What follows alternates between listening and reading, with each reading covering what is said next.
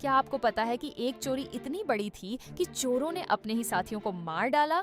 सन 1978 में JFK airport पर $5 million की सबसे बड़ी चोरी हुई।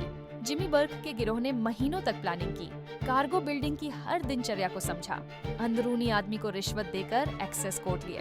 11 दिसंबर को 6 नकाबपोश बंदूकधारी आए, जर्मन करेंसी से भरे बैग उठाए। सिर्फ 64 मिनट में सब खत्म। लेकिन फिल्म गुडफेलस में पूरी कहानी नहीं दिखाई। बर्ग ने अपने ही साथियों को मारना शुरू किया, गवाह खत्म करने के लिए, पैसा बांटने से बचने के लिए। न्यूयॉर्क में लाशें मिलनी शुरू हुई। अंदरूनी आदमी को गोली मारकर कार में छोड़ दिया। बर्ग जेल में मर गया।